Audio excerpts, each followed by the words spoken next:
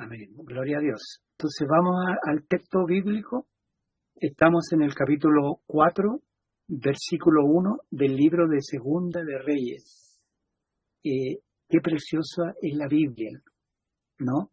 Es el libro de Dios, pero además es un libro de historia. Las historias de la Biblia han sido ratificadas una y otra vez. Cuando el mundo incrédulo decía que eran ilusiones, que eran mentiras, la arqueología fue paso tras paso mostrando que la Biblia decía la verdad y que era historia, ¿no? Y lo que nosotros estamos leyendo es la historia, pero en las manos del que la cuenta es del Señor de la historia, nuestro Dios. Así que vamos a empezar con el capítulo 4, verso 1, y vamos antes, los invito a que me acompañen a orar. Vamos a orar. Padre nuestro, que estás en los cielos, santificado sea tu nombre. Venga a nosotros tu reino. Que se haga realidad la vida de nuestro Señor en nosotros. Enséñanos, Señor. Muéstranos tus caminos y enséñanos a andar por ellos. Porque tú has trazado un camino para el hombre, Señor, y hoy día, al abrir tu palabra, queremos escudriñar aquello para lo cual nos has llamado. Permítenos, en la sencillez de tu palabra, encontrar los significados de las cosas que tú quieres que nosotros conozcamos, que aprendamos, Señor, y también podamos transmitir a otros tu palabra buena, tu palabra santa, tu palabra gloriosa, tu palabra que transforma, tu palabra que construye, tu palabra que destruye lo malo, tu palabra, Señor, que santifica, tu palabra, manifiéstala en medio de nosotros. Te ruego, me encomiendo a ti, encomiendo a todo oidor de tu palabra, para que al escucharla se abran los ojos del entendimiento y tu nombre, Padre, sea glorificado, y permite que esta palabra no solamente sea algo aprendido en la mente, Señor, sino que también tenga algo sustantivo para nuestras vidas. Glorifica, Padre, el nombre de tu Hijo Jesús en medio de nosotros, Señor, y permite que tu Hijo Jesús, a través de la Iglesia, glorifique tu precioso nombre. En tus manos nos encomendamos por Jesucristo nuestro Señor. Amén y amén.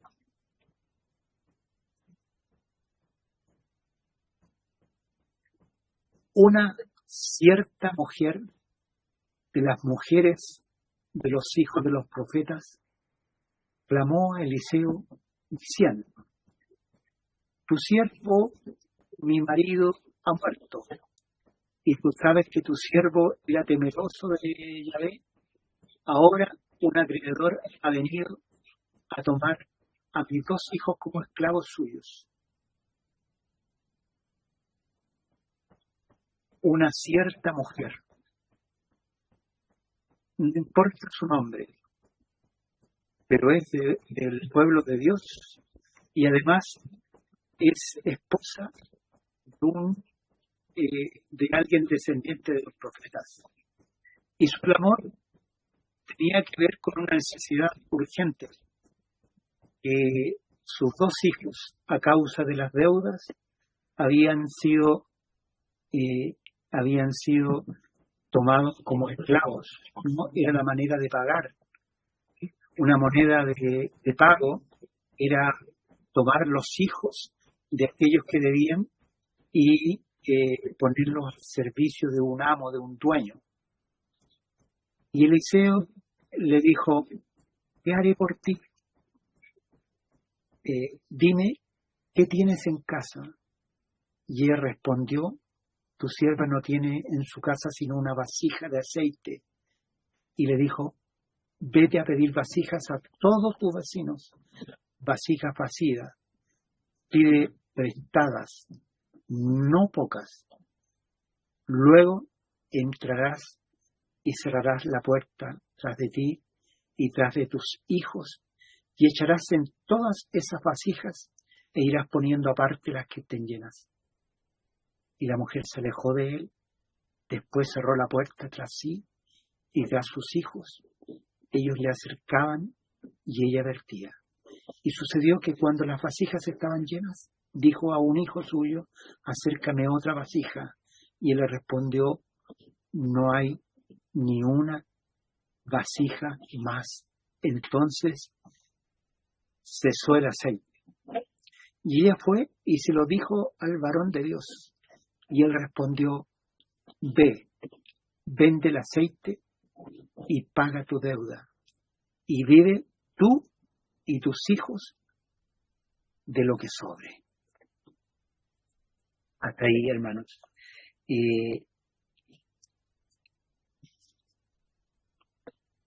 Primero, hacer una relación con el nuevo pacto.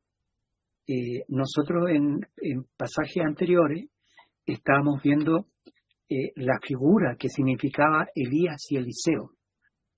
Y es una figura, el Señor está profetizando constantemente del Mesías y de las glorias que vendrían con el advenimiento del Mesías, ¿no? Y aquí hay una figura maravillosa en la historia de Elías y Eliseo, porque Elías representa a Jesús de Nazaret, y lo vemos más claramente, ¿no? A Elías cumpliendo su ministerio y luego siendo llevado vivo al cielo. Representa a Jesús, fue arrebatado de la tierra por un carro de fuego. Figura del Señor Jesús levantado en medio de los discípulos y llevado hasta el tercer cielo. En cambio, Eliseo representa al poder de Dios manifestado a través de los apóstoles y de la iglesia, ¿no? O sea, los milagros de Elías tienen que ver con Jesús de Nazaret. Por ejemplo, cuando él estuvo 3 años y medio escondido, ¿no? El ministerio de Elías, Jesús estuvo 3 años y medio predicando el Evangelio, y luego fue llevado y subió a los cielos. En este caso, Elías representa a Jesús manifestando su gloria por el Espíritu Santo a través de su pueblo en la tierra, ¿no? Eliseo representa al ministerio apostólico, ¿no? Al ministerio de la iglesia, que trae los milagros y trae la vida del Señor. O sea, como dice la Escritura, Jesús anduvo haciendo bienes y sanando a todos los oprimidos por el diablo. La iglesia hereda ese ministerio, pero en una manera superlativa, porque Jesús lo dijo: yo voy al Padre y ustedes harán cosas mayores, ¿no? Y así fue la iglesia. La iglesia hizo cosas mayores, y aquí nosotros estamos viendo a Eliseo haciendo cosas mayores. En el capítulo anterior le vemos tratando con 3 personajes: el rey de Judá, el rey de Israel y el rey de Edom. La Biblia divide a la humanidad en 3 partes. El Señor, Dios califica a la humanidad de 3 maneras: judíos, gentiles y la iglesia de Dios. Esa es la división que hace la iglesia. Y nosotros lo vemos ahí en el capítulo 3. Vemos a Edom, vemos a Josafat y vemos a Joram yendo a la batalla y ayudados por Dios, ¿no? Cuando inunda, esa inundación representa el poder del Espíritu Santo, tal como había dicho el Señor antes de partir, pero recibiréis poder cuando haya venido sobre vosotros el Espíritu Santo. Y me seréis testigos en Jerusalén, en Judea, en Samaria y hasta lo último de la tierra. Esa gran explosión y ese gran bochinche que se produjo el día en que el Espíritu Santo cayó. Esa es la palabra que usa el Espíritu Santo en la Escritura. El Espíritu Santo cayó sobre esos 120.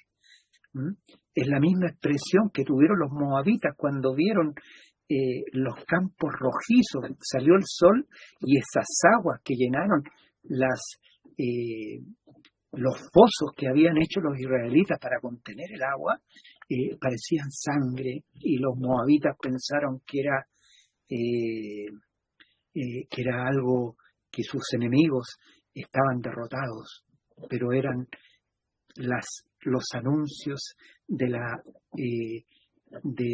gloriosa confirmación de Dios, el poder de Dios manifestado por sus discípulos bajo el señorío de Jesucristo. Y lo vemos vencer. ¿De dónde Dios toma la iglesia? ¿De dónde el Señor toma la iglesia? Al principio, judíos,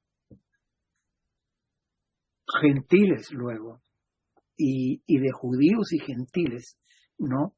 Ese glorioso momento en que Pedro ve bajar un lienzo donde hay animales inmundos, y el Espíritu le dice: Pedro, mata y come. Y él dice: ninguna cosa inmunda ha entrado en mi boca. Hermanos, el Señor no solamente había derramado su sangre para los judíos, sino para todo aquel que creía. Judíos y gentiles forman la iglesia de Dios hoy día. Y aquí empezamos el capítulo 4. En mi Biblia, yo tengo abierta la Biblia Textual Press, me parece, y tiene un título. Yo no sé si la Reina Valera tiene el mismo título, pero es como resume el capítulo 4, el capítulo 5, este título que les voy a decir, el capítulo 6, ¿y saben cómo le llama? Le llama Hechos de Eliseo. Miren cómo le llama el título que le ponen, Hechos de Eliseo, y engloba todos los milagros, los hechos portentosos que Dios hizo a través del profeta Eliseo, ¿no? Y yo lo comparo porque he dicho que Eliseo viene a ser la iglesia con el poder, los apóstoles bajo el poder del Espíritu Santo, haciendo milagros. Ese poder hoy día también está sobre la iglesia, y ¿no es cierto?, nos empieza a relatar los muchos milagros. Es como leer el libro de los Hechos.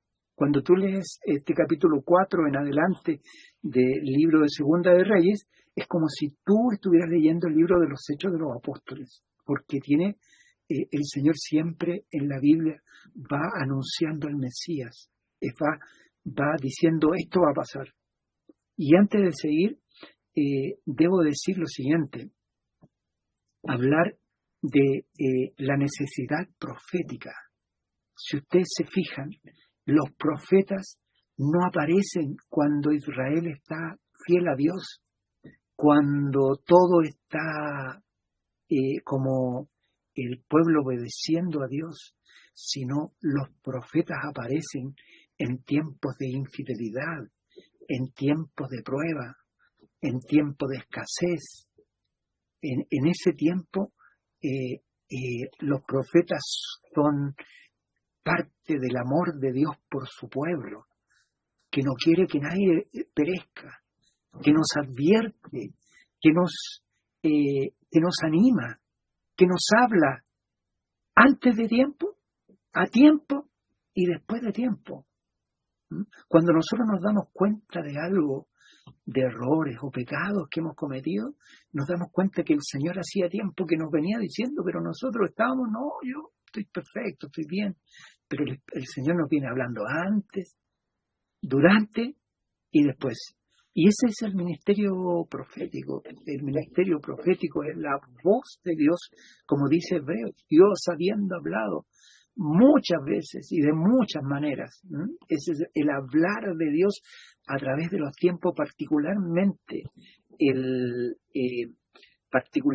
si ustedes notan, tanto el profeta Elías como el profeta Eliseo eran particularmente profetas del reino del norte, con sede en Samaria, donde la idolatría había pasado a ser parte de la vida normal del pueblo hebreo en la división que se produjo con el hijo de Salomón. Habían nacido ese pueblo, o sea, habíanse separado las tribus, y para conservar el poder, el líder que las separó, levantó ídolos para que no fueran a Jerusalén. Y esa idolatría había llegado a la máxima expresión de la maldad, porque la idolatría produce esclavitud, y no solo produce esclavitud, sino produce abundancia de pecado, y entonces esa también es la realidad política de este momento. Acab, que ya había muerto a estas alturas, había sido un adorador de Baal, se había casado con una mujer adoradora de Baal, además de practicar la brujería, ¿no?, llamada Jezabel, y Ocosías había muerto, hijo de Acab, durante 2 años, y Joram había tomado el poder. Joram era el rey de Israel. Pero cuando el profeta Eliseo le habla, cuando Joram le dice el problema que tienen con Moab, él le dice, contigo no quiero ni hablar. O sea, no es algo del profeta, sino que es lo que Dios ve de la separación, de lo tan separado, de lo tan alejado que está de Dios. No le importan los mandamientos de Dios, no le importa la voluntad de Dios, ha hecho su propia voluntad, y entonces dice, ni me hables, yo estoy aquí, o sea, te atiendo por una sola cosa, porque está Josafat, y nuestro Josafat es Jesucristo, ¿no? Él nos atiende por Jesucristo, el Señor. Entonces, la realidad en ese momento era la impiedad de los reyes de Israel, con sede en Samaria, y la impiedad del pueblo, que le había sido cómodo adorar a Baal y a los ídolos, ¿no? Y permitir que la verdadera regenta de Israel fuera una mujer que era extranjera, Jezabel, que era hija del rey de Tiro, ¿no?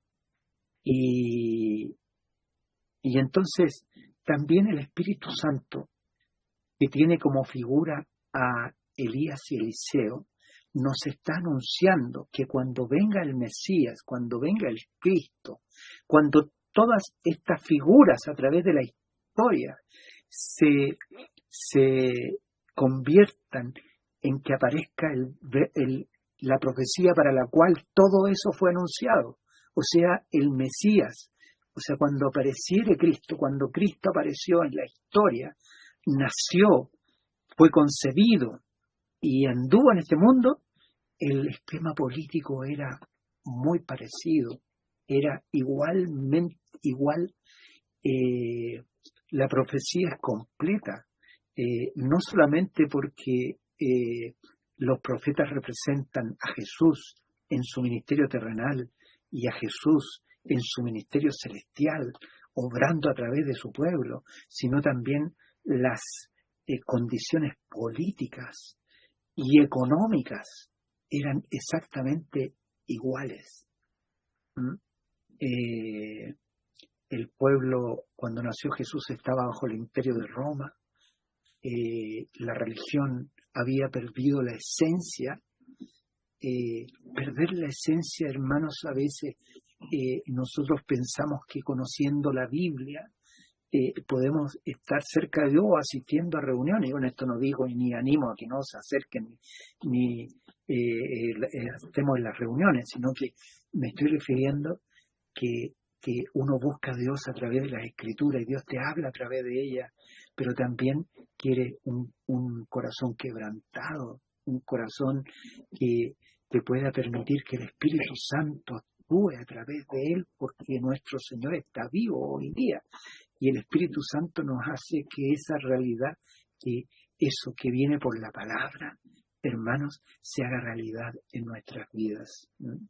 Y cuando nosotros vemos lo miserable que son nuestros pensamientos o nuestra conducta o nuestros sentimientos, nosotros necesitamos a Cristo.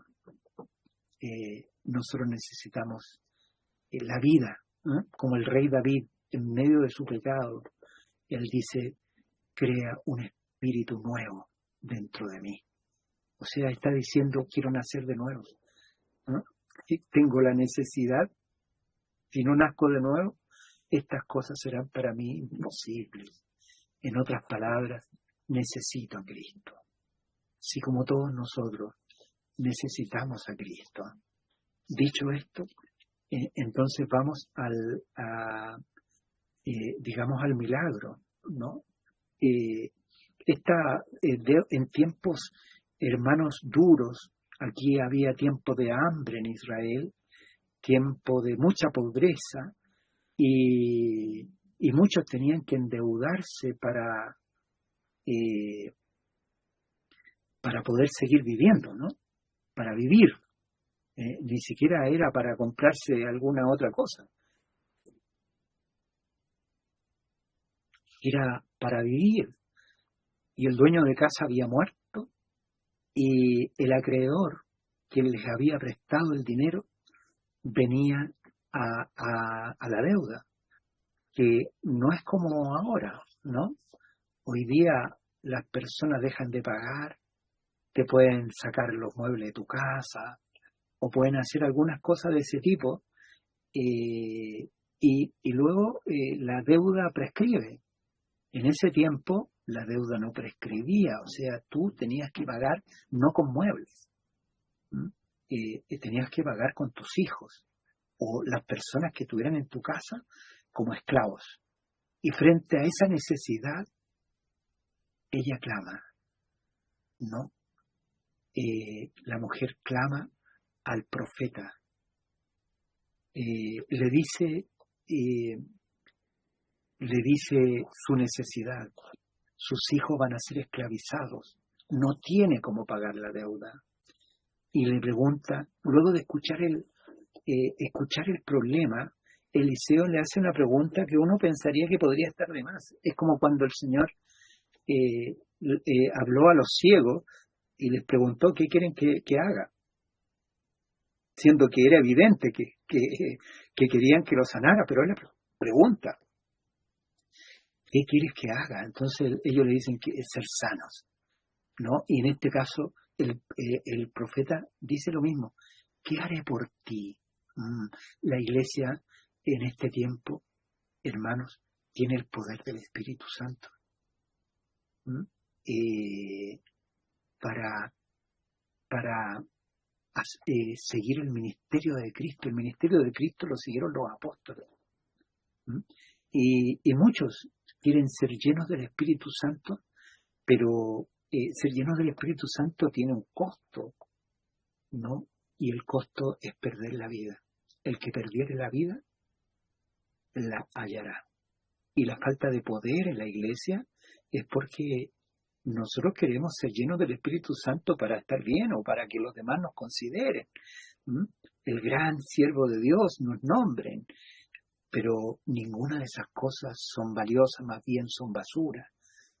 El Señor quiere manifestarse a través de la iglesia, como lo hizo a través de los apóstoles, en corazones que estén quebrantados, quebrados.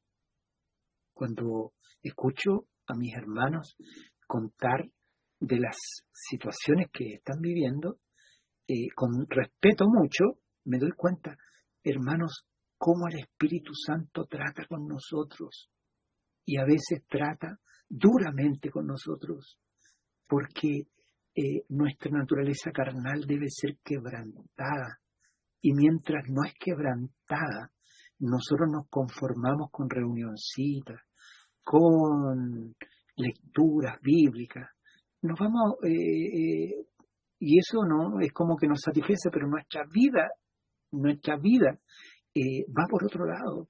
Entonces el Señor viene y trata con nosotros. Un hermano, una hermana que no tenga los tratos de Dios nunca va a conocer a Dios. Pero nosotros, hermanos, hemos experimentado en nuestras vidas los tratos de Dios. Y qué importantes son los tratos de Dios para nuestras vidas, hermanos. Y uno piensa que los tratos de Dios vienen por situaciones exteriores, pero muchas veces son interiores. Muchas veces los tratos de Dios empiezan por nuestras flaquezas, pecados. Los demás quedan escandalizados, pero el Señor nunca se escandaliza, sino nos levanta. El Señor nos levanta, pero también nos disciplina, nos muestra. Sin quebrantamiento no puede haber llenura del Espíritu Santo. Sin que el hombre, la mujer, se dé cuenta que el Señor va a llevar adelante su obra, no con nuestros esfuerzos o nuestra propia santidad, sino con la vida del Señor Jesucristo en nosotros. El Señor no necesita nada de nosotros.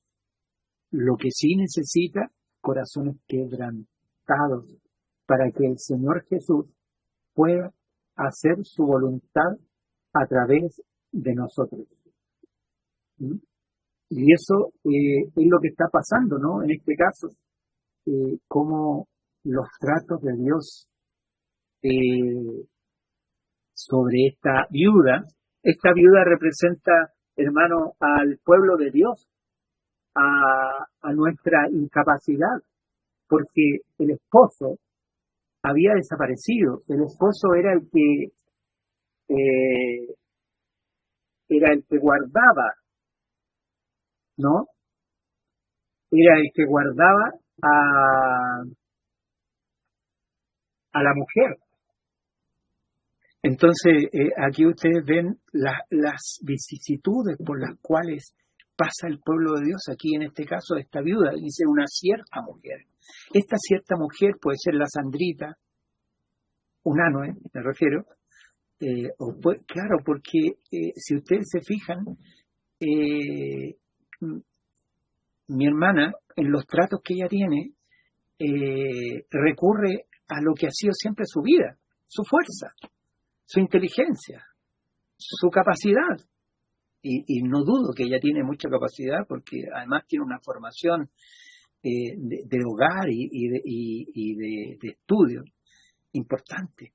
Pero frente al Señor ninguna de esas cosas valen. Entonces el Señor viene y empieza el trabajo de la construcción, ¿eh? Empieza a derribar la fuerza, empieza a derribar las capacidades.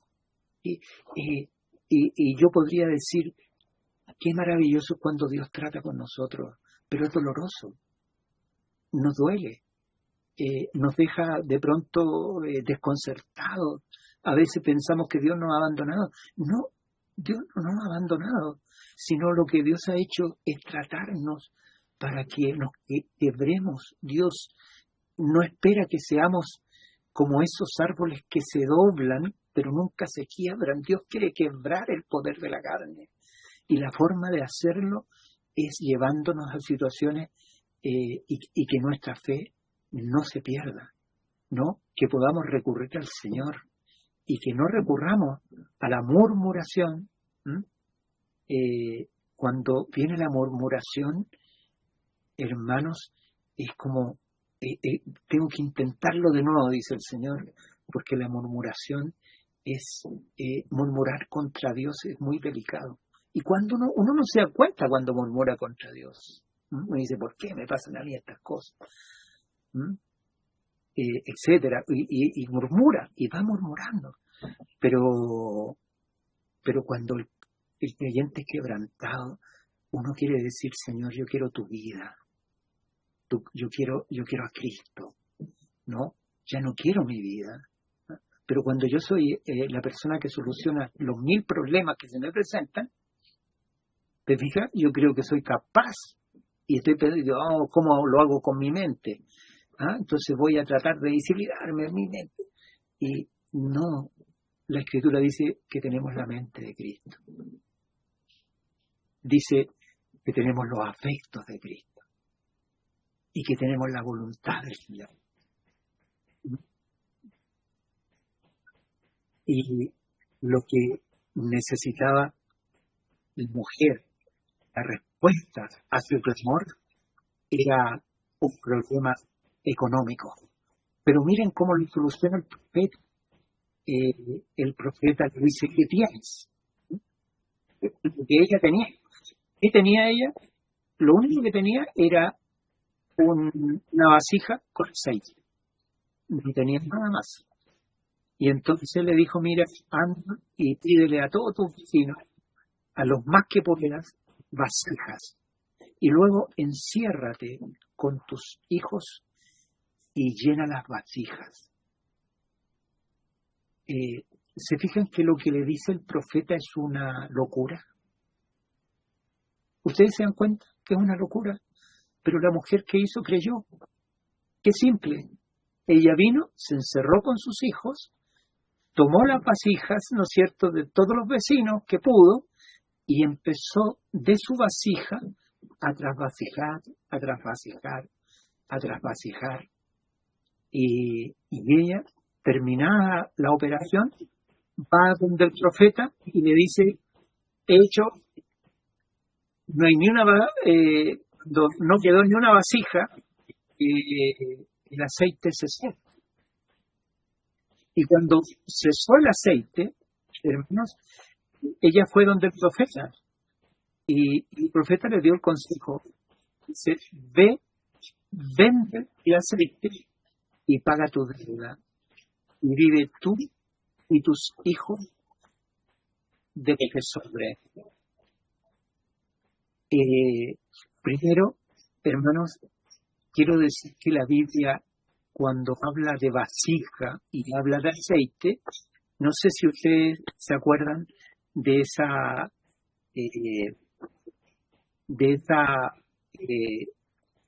texto bíblico cuando el Señor habla de las 10 vírgenes y 5 eran prudentes y 5 imprudentes. Y en ese pasaje habla de las vasijas, ¿no? Habla del aceite. Y cuando aparece el Señor de ella, algunas se dan cuenta que no tienen aceite en su vasija y le piden a las que tienen, y dice, vayan ustedes a comprar. La vasija representa el alma nuestra, el alma que necesita el aceite. El aceite es la vida quebrantada delante del Señor. Uno puede ser salvo. Las 5 vírgenes imprudentes tenían al Señor, pero no habían llenado de aceite sus vasijas. El aceite es cuando el creyente se ha rendido ante Dios y el Espíritu Santo toma el control de su vida. El aceite son las obras de Cristo a través de nosotros, a través de la iglesia. Cuando en una parte dice que vamos a ser salvos por las obras, no se refiere a las obras nuestras, sino se refiere a las obras que Cristo hace a través de nosotros por el Espíritu Santo. ¿Se fijan? Y aquí nos da esta enseñanza que el profeta le dice, llena el aceite. Y yo me recuerdo de esas palabras del capítulo 5, del libro de Efesios. Dice, no os embriaguéis con vino, en lo cual hay disolución, antes bien, sed llenos del Espíritu Santo.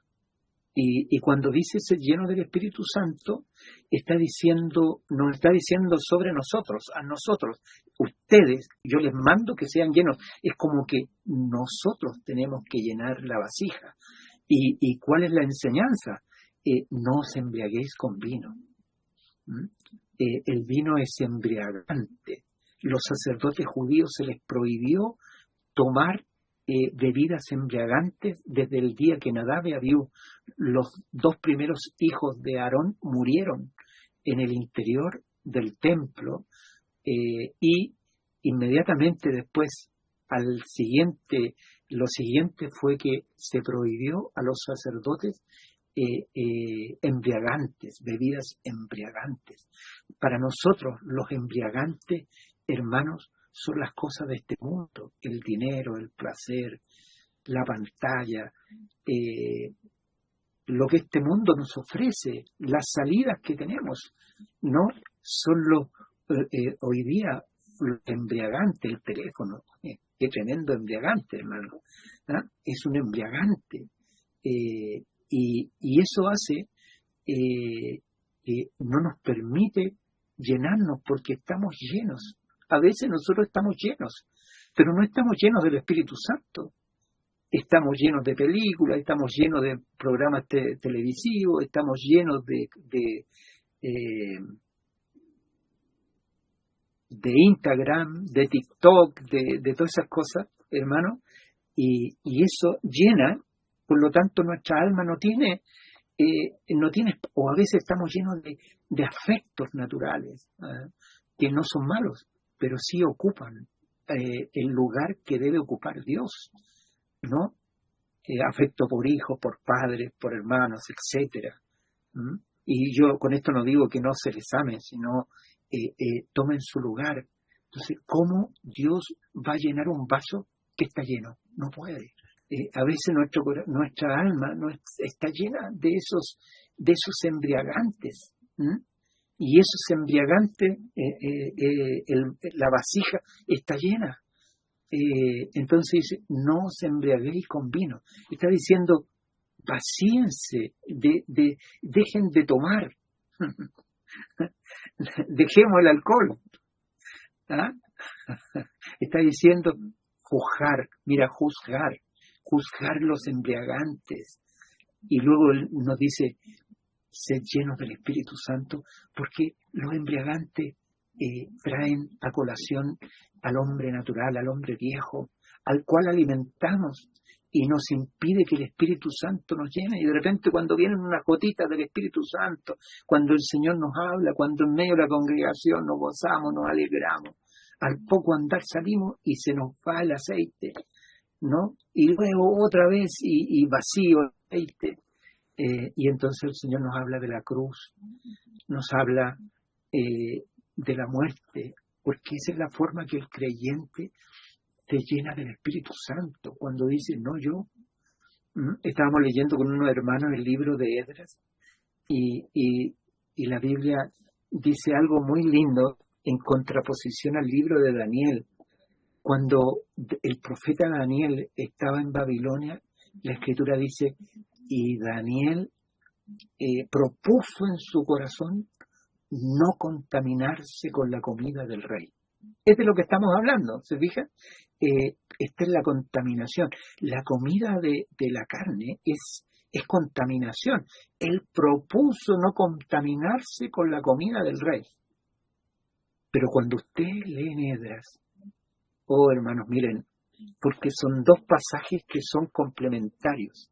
En el capítulo 7 del libro de Esdras, la Escritura dice que Esdras propuso en su corazón aprender las Escrituras, aprender la voluntad de Dios manifestada en la ley. Y luego la Escritura le llama que era un erudito en la ley de Moisés. Pero miren lo que propuso, miren, Daniel propuso no comer. Y Esdras se propuso comer.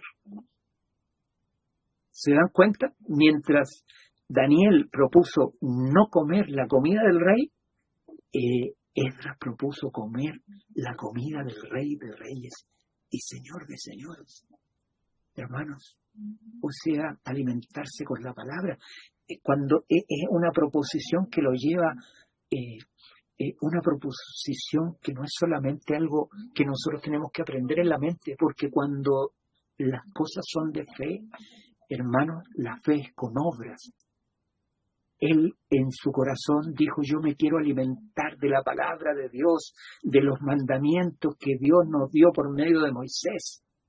Y esa proposición él la llevó adelante y llegó a ser un erudito en las Escrituras. Usted fija, mientras Daniel no se alimentó del mundo, Esdras se alimentó de la palabra. Y eso es lo que estamos haciendo nosotros aquí reunidos. ¿Cuál es nuestro propósito? Alimentarnos de la palabra de Dios. Y yo anhelo para mí mismo, hermanos, tener ese ánimo de Esdras. Proponer en mi corazón que todo dejar de embriagarme con las cosas de este mundo y que me atraiga la comida de nuestro Señor, la vida del Espíritu, la vida que uno encuentra en la Escritura. Cuando las Escrituras nos empiezan a traer, la hermana recién mencionaba el Salmo 51, mencionamos la vez anterior el Salmo 66, ¿no? El Salmo 66 es muy hermoso, ¿no? Porque empieza con alabanzas, empieza alabando a Dios. Y voy a leerlo. Voy a leer la primera parte, ¿no? Del Salmo 66, cómo empieza. Miren lo que dice: aclamad a Dios con alegría, toda la tierra. Miren, fíjense, y luego dice: cantad la gloria de su nombre, poned gloria en su alabanza. O sea, no cantemos así nomás, hermano, no cantemos porque no sabemos el cántico, sino poned gloria con entendimiento, a lo mejor también con expresiones, decida Dios cuán asombrosas son tus obras. Por la grandeza de tu poder se someterán a ti tus enemigos, y toda la tierra te adorará, y cantará a ti, cantarán a tu nombre. Aquí esta palabra es profética, está profetizando de que un día toda la tierra cantará al Señor, toda la tierra. Miren, y el versículo 8, me salto al versículo 8, dice: bendecid pueblos a nuestro Dios, y haced oír la voz de su alabanza. Él es quien preservó la vida a nuestra alma, y no permitió que nuestros pies resbalasen. Porque tú nos probaste, oh Dios, nos ensayaste como se afina la plata. Mira, nos ensayaste, ¿cómo es la prueba? Nos ensayaste como se afina la plata. O sea, quiere decir, hermanos, que en la plata se afina 7 veces agua, 7 veces fuego. Nos ensayaste como se afina la plata. Nos metiste en la red. O sea, agua, fuego, y luego nos metiste en la red, un lugar donde no podíamos salir. A veces nuestras enfermedades son como eso, es como una red. Uno quiere salir, patalea por aquí, patalea por allá, va a tal otro médico, va al otro, y es como una red de la cual uno no puede salir. Pero aquí lo dice: nos metiste en la red. Pusiste sobre nuestros lomos pesada carga. Mire lo que dice: pusiste sobre nuestros lomos pesada carga. Hiciste cabalgar hombres sobre nuestra cabeza. Miren, hiciste cabalgar hombres sobre nuestra cabeza. Oh, hermanos. Y luego dice, pasamos por el fuego y por el agua. ¿A quién le gusta esto?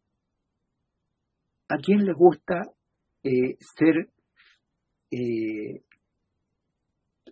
ser afinado como se afina la plata? ¿A quién le gusta caer en la red de la cual uno no puede salir? ¿Cómo es de molestosa la enfermedad? ¿Cómo es y uno se ve impotente para salir? Es una red. Y luego dice, pusiste sobre nuestros lomos pesada carga. Donde nuestra economía no nos alcanzaba, pero no nos alcanzaba para pagar los médicos, no nos alcanzaba lo extra, ¿no? Pusiste sobre nuestros lomos pesada carga, hiciste cabalgar hombres sobre nuestra cabeza, cuando nuestros pensamientos buscaban salida, buscaban, como siempre hemos hecho, soluciones humanas, debido a nuestra inteligencia, a nuestra capacidad.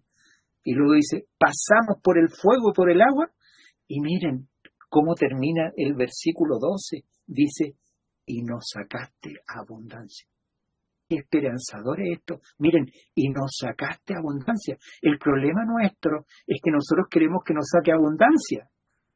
No, nosotros queremos la abundancia y no queremos todas estas cosas, no queremos pasar por la red, no queremos pasar por el fuego y por el agua, no queremos que caballos o jinetes cabalguen sobre nuestra cabeza, queremos la abundancia inmediata, y cuando nos viene eso nos empezamos a quejar, pensamos que, pero saben, está haciendo Dios, está formando a la mujer de Dios, está formando a la sierva de Dios, está formando al siervo de Dios.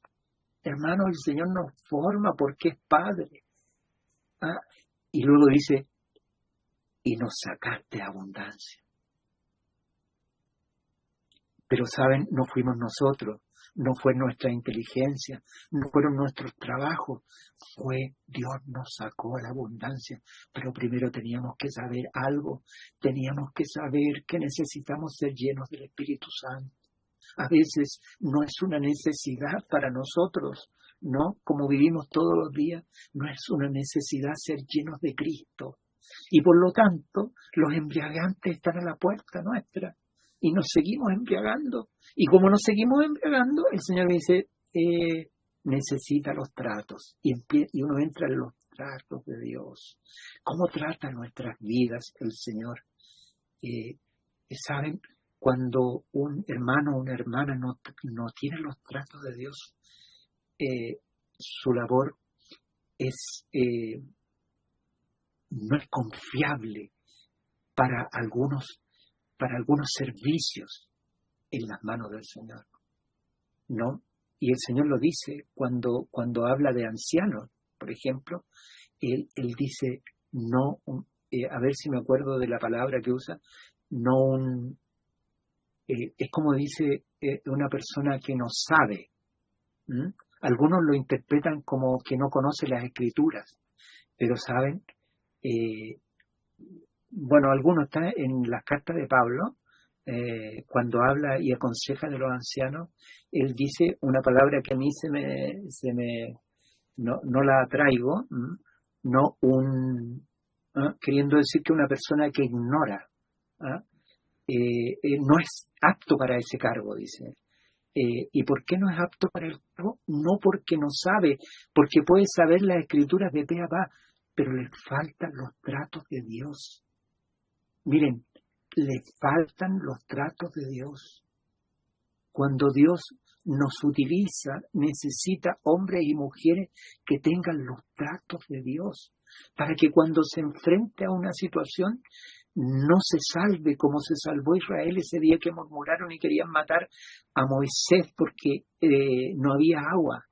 ¿Se fijan? Que podamos siempre, se fijan que los tratos de Dios nos conducen a Cristo, nos conducen a no solucionar las cosas nosotros solos. Pero ¿qué nos enseña eso? El trato de Dios. Si no estuviera el trato, nosotros seguiríamos siendo naturales. Pero el trato de Dios nos hace saber que lo que necesitamos es la abundancia. Yo necesito la abundancia, pero la abundancia económica, necesito la abundancia de gente. No, hermano, yo necesito la abundancia del Espíritu Santo. Entonces, él dice, no os embriaguéis con vino, en lo cual hay disolución. Antes bien, ser lleno del Espíritu Santo. Esta es la voluntad de Dios. Ser lleno del Espíritu Santo es ser lleno de Cristo. Y entonces cuando nosotros oramos, entonces somos llenos de Cristo. Y nuestra oración no es que sane a la abuelita, ¿no? No es que se nos solucionen los problemas económicos, no es que me vaya bien, sino que es lo que Él quiere y de nuestra boca empieza a salir la intercesión de parte por nuestra casa, pero abarca a la iglesia, abarca la población donde vivimos, abarca la ciudad donde vivimos. Oh, hermanos, yo recuerdo esos días en que estaba en un pueblo como misionero y estaba en un cerro mirando la ciudad y orando a Dios, pidiendo por ese pueblo, pidiendo, intercediendo. También en esos días el Espíritu Santo puso que orará por Inglaterra y por años y años no cesé de orar porque sabía que esa era la voluntad de Dios. Hermanos, el Señor quiere usarnos, pero nada de lo mío le sirve. Miren, nada de lo mío le sirve. Y yo lo vuelvo a repetir, nada de lo mío le sirve, sino que mi vida en sus manos puede ser un instrumento glorioso. Y entonces los tratos de Dios tienen ese objetivo. Cuando la Escritura dice presentad vuestros cuerpos, no necesita Dios nada más. No es que yo le pueda ayudar con mi inteligencia. No es que yo soy muy bueno, yo tengo una voluntad de hierro. No le sirve, no le sirve. Y entonces el Señor dice al cajón con clavos y empieza y no lleva los tratos. Y luego dice, y nos saca la abundancia. Hermanos, la abundancia no es plata, no es economía. La abundancia, aunque es también, pero quiero decir que la abundancia es la llenura del Espíritu Santo. Es Cristo en nosotros, sirviendo, porque donde Cristo está, Él no puede dejar de hacer bienes, no puede dejar de bendecir cuando el Señor Jesús está. Por eso que las palabras resentidas de Marta y María, hermanos de Lázaro, le dicen al Señor, Señor, si hubieras estado aquí, mi hermano no hubiera muerto. Cuando Jesús está, la provisión está. Hoy día Jesús está a través de nosotros, pero debe salir puro, debe salir, los embriagantes son impedimentos. Cuando sale a medias no sirve, no sana, no liberta, no hace la obra. Nos necesita absolutos de Cristo. Nos necesita absolutos de Cristo. Hermanos, y la cosa va cambiando, porque de repente nosotros decimos, nuestros hijos necesitan, nuestros nietos, etcétera, otros, pero el Señor llega a nosotros. Eres tú que necesitas. Eres tú que necesitas salir a la abundancia. Amén. Versículo 8. Versículo 8. Recuerden que, hermanos, son los hechos de Eliseo. ¿No? Nosotros estamos tratando los hechos de Eliseo, que en figura representa a los hechos de los apóstoles en la Biblia, ¿no? Estos pasajes representan el libro de los Hechos. Cuando ustedes leen el libro de los Hechos, encuentran cómo Dios usó a la iglesia primitiva para hacer estas mismas cosas, ¿no? Para ser llenos del Espíritu Santo y también para sanar a los oprimidos por el diablo, para libertar. cuando uno lee el libro de los Hechos, se encuentran con milagros iguales o superiores a los que hizo Eliseo. Aconteció también un día, un día significa que era algo habitual que pasaba con la vida de Eliseo. Dice que pasaba Eliseo por Sunem, y había allí una mujer distinguida, la cual lo invitó con insistencia para que comiera. Y así fue que siempre que pasaba por allí, él entraba a comer. Esta mujer piadosa vio y reconoció en Eliseo a un hombre de Dios, y ella quiso ofrendar para la subsistencia de Eliseo. Y si ustedes se fijan, Eliseo no dependía de lo que esta mujer le iba a dar, porque él iba muchas veces y no estaba eso. Él dependía de Dios. Pero Dios despertó a esta mujer para que hiciera la ofrenda. ¿Y qué ofreció ella? Dice, lo invitó con insistencia para que comiera. O sea, ahora cuando Eliseo visitaba a Sunem, entonces él sabía que él tenía su comida asegurada en la casa de la mujer sunamita, ¿no? Así le llama la Biblia. No dice nombre, pero es la mujer de Sunem, y le llama la mujer sunamita. Y luego la mujer se dio cuenta que su ofrenda tenía que ser más de lo que estaba dando hasta ese momento, ¿no? Y ella dijo a su marido, he aquí, ahora sé que el que siempre pasa por nuestra casa es un santo varón de Dios. O sea, primero ella vio a Eliseo y ella intuyó que era un siervo del Señor, pero luego que lo había invitado a su casa a comer, ella quedó absolutamente convencida que era un hombre de Dios. Y entonces le rogó a su marido, dice, te ruego, estamos en el versículo 10, que hagamos un pequeño aposento alto de obra, o sea, se refiere a que hicieran una construcción, y cuando dice un pequeño aposento alto, era sobre la casa, o sea, era como un segundo piso, sobre el terrado de la casa, hicieran una obra, y preparemos allí para él una cama, una mesa, una silla y un candelabro. Y será que cuando venga a nosotros, se retirará allí. Yo les quiero contar que el ministerio apostólico tenía estas condiciones.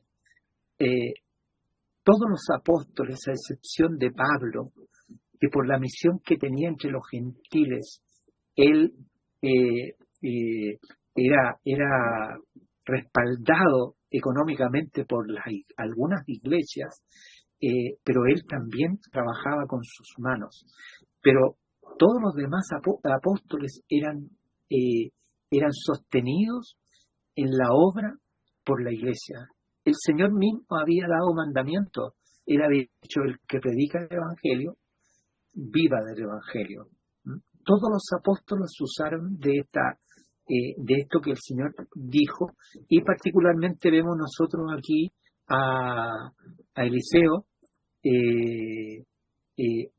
con una cama, ¿no es cierto?, una mesa, una silla y un candelabro para que estudiara, tenía la comida, o sea, era sostenido su ministerio en esa ciudad de Sunem por la mujer que representa la obra del Señor. Y luego, el versículo 11, se llegó el día que fue allí y se retiró al aposento alto y allí se acostó. Si se fijan, era un aposento donde no pasaba por la casa, sino que tenía una entrada particular, era de él, era para su uso, ¿no? Y él allí se acostó. Y luego dijo a su siervo Giezi, llama a esta sunamita, y cuando la llamó, se presentó ante él y le dijo, dile, he aquí has estado solícita por nosotros con toda esta ansiedad. O sea, está diciendo que ella hizo una ofrenda que no tuvo que ver con la obligación, no tuvo que ver con un mandamiento, o sea, con la ley, sino que ella tenía ansiedad, ¿no? Esa ansiedad significaba ansiedad de servir a Dios.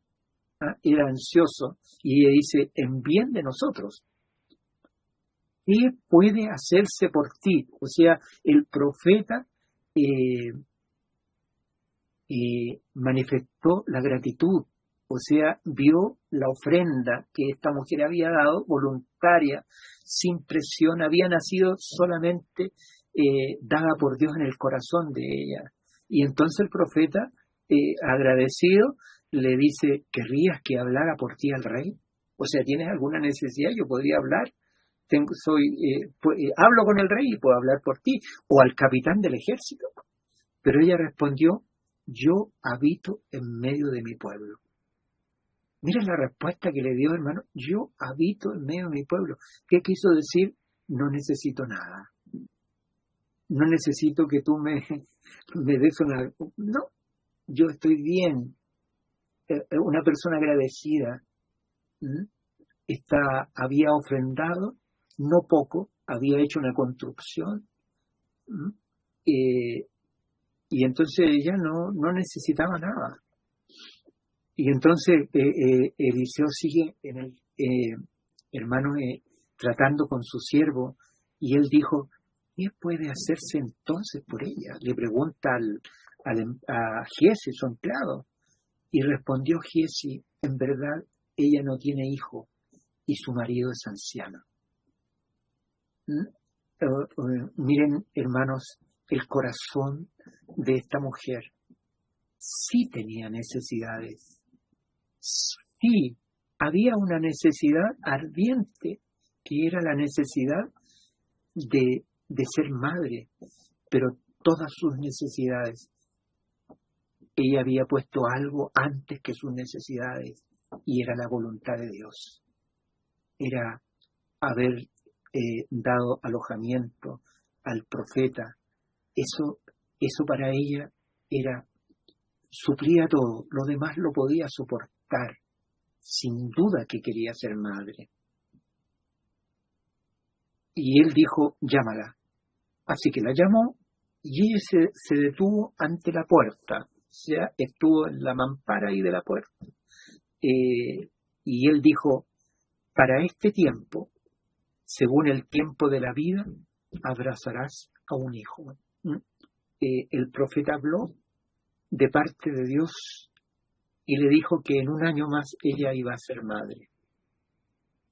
Pero ella respondió, no, Señor mío, varón de Dios, no engañes a tu sierva. Hermanos, lo que nos pasa a nosotros, ¿no? Ella era una situación dolorosa para ella, era una situación que probablemente la había consumido mucho, querer ser madre y no poder ser madre. Entonces, cuando el profeta le dice eso, ella dice, no me engañes, o sea, en el fondo no levantes falsas expectativas. Pero, el versículo 17, pero, les recuerdo a ustedes que un profeta verdadero es que cuando dice algo, se cumple, ¿no? El profeta falso dice algo y no se cumple. Pero el profeta verdadero se ve en el versículo 17, dice, pero la mujer concibió y dio a luz un hijo en el tiempo que Eliseo le había dicho, según el tiempo de la vida. Y el niño creció. Versículo 18. Pero sucedió que un día, habiendo salido con sus padres y con los segadores, dijo a su padre, ¡ay, mi cabeza! Y él dijo al siervo, llévalo a su madre. Y cuando lo hubo llevado a su madre, se sentó en sus rodillas hasta el mediodía y luego murió. ¿Cómo murió el niño? Murió en los brazos de su madre. Y ella subió y lo acostó en la cama del varón de Dios. Y cerrando la puerta tras ella, salió. Y luego llamó a su marido y le dijo, mándame ahora a uno de los criados y una de las asnas para que pueda ir corriendo al varón de Dios y volver. Pero él preguntó, ¿por qué has de ir a él hoy? ¿No es luna nueva, ni Shabbat? Ella respondió, Shalom. Y enalbardó el asno y dijo al siervo, arrea y anda sin detenerte, a menos que te lo diga. Y fue y llegó al varón de Dios en el monte Carmelo. Y sucedió que cuando el varón de Dios la vio de lejos, dijo su siervo Giesi, he aquí la tsunamita, corre ahora a su encuentro y dile, ¿estás en paz? ¿Está en paz tu marido? ¿Está en paz el niño? Ella respondió, Shalom. Al marido no le contó que el niño había muerto. A Giesi le dijo igual como al marido, le dijo Shalom, lo mismo, no le contó. Pero al llegar al monte ante el varón de Dios, ella se aferró a sus pies. Y Giesi se acercó para apartarla, pero el varón de Dios dijo, déjala, porque su alma está en amargura. Había perdido a su hijo, estaba en amargura. Y Eliseo dice, y Yahvé me lo ha ocultado. O sea, no le había mostrado Dios a Eliseo el motivo de la amargura de la mujer. Dice, me lo ha ocultado y no me lo ha declarado. Entonces, Dios quería que la mujer misma le dijera su necesidad. Entonces dijo ella, miren, aquí la amargura de la mujer. La amargura no era solo haber perdido a su hijo, sino que el culpable, ¿no? Era el profeta. Dice, ¿acaso pedí un hijo a mi Señor? ¿No te dijo que no me engañaras? Claro, le habló al profeta, ¿no? En el fondo le estaba diciendo, sí, nació mi hijo, pero ahora muere niño. ¿Para qué me lo diste? Si luego me lo iba a quitar. Y él dijo a Giesi, ciñe tus lomos y toma mi callado en tu mano y vete. Si alguno te encuentra, no lo saludes. Si alguien te saluda, no le respondas. Y pon mi callado sobre el rostro del niño. Y dijo la madre del niño, vive Yahvé, y vive tu alma, que no te dejaré. Y él se levantó y la siguió. O sea, en el fondo le está diciendo, me tienes que acompañar. O sea, está bien que haya ido tu siervo, está bien que haya llevado tu callado, pero tú, ya que dijiste lo que dijiste, ¿no es cierto? Ahora tú ir conmigo. Y Giesi se adelantó a ellos y puso el callado sobre el rostro del niño, pero no hubo voz ni reacción. Así que volvió a su encuentro y le declaró diciendo, el niño no despierta. Este callado representa la ley.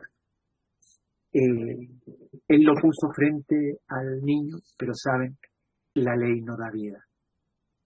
La ley no resucita, no puede resucitar. La ley acusa y lleva a la muerte. El niño no despierta. Versículo 32.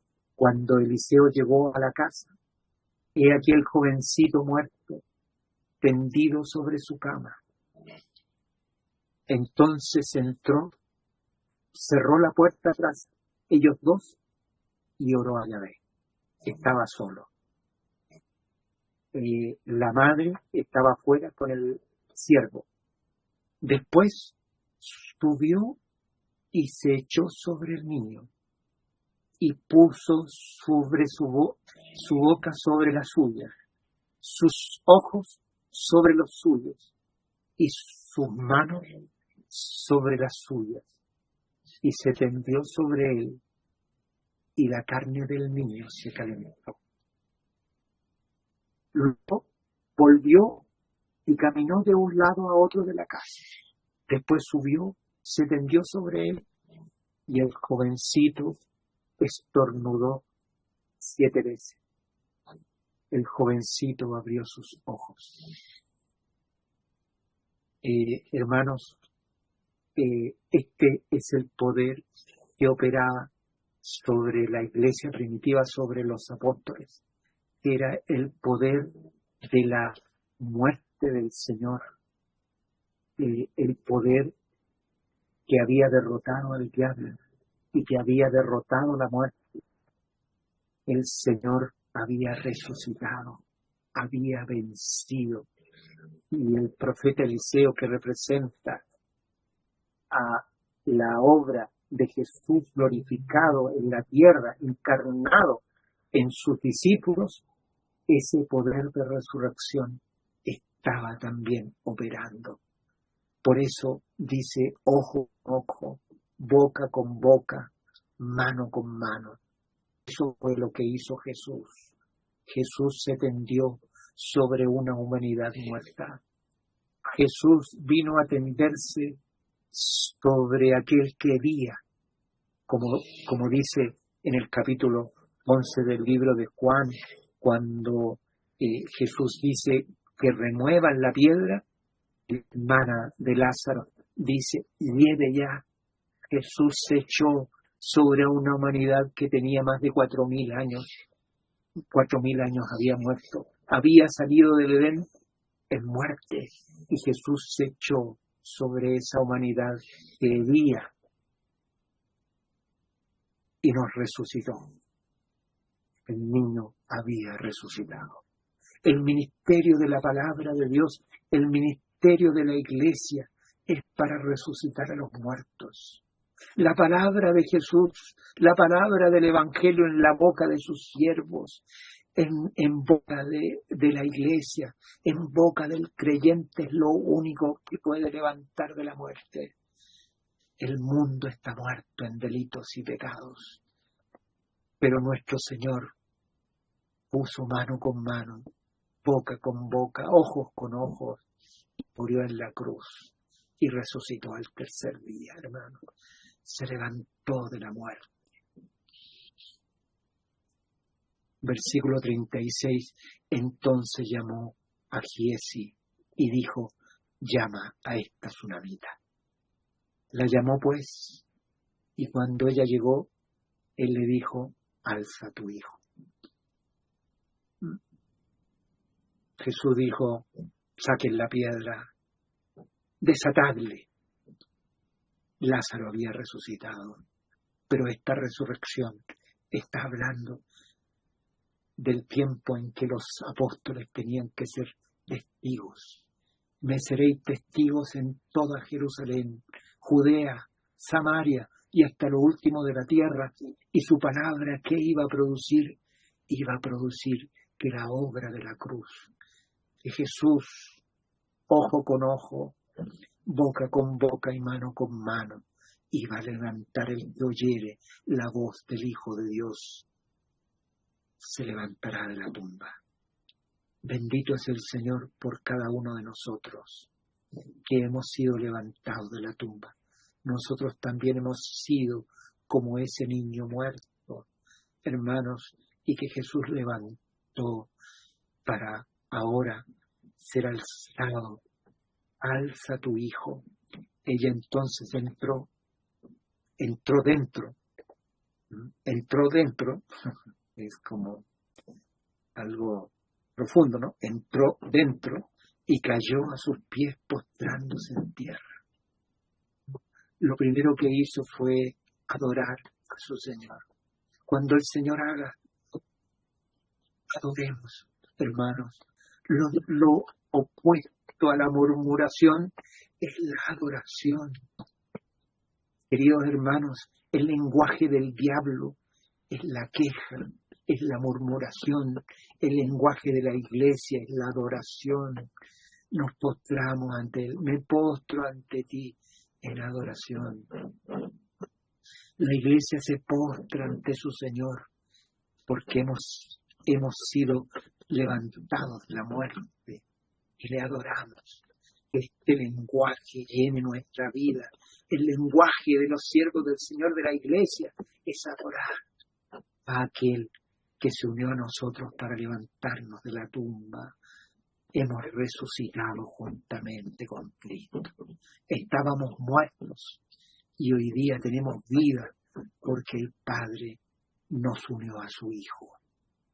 Desde la tumba, desde la muerte, donde Él se echó sobre nosotros y luego resucitó, resucitándonos a nosotros también.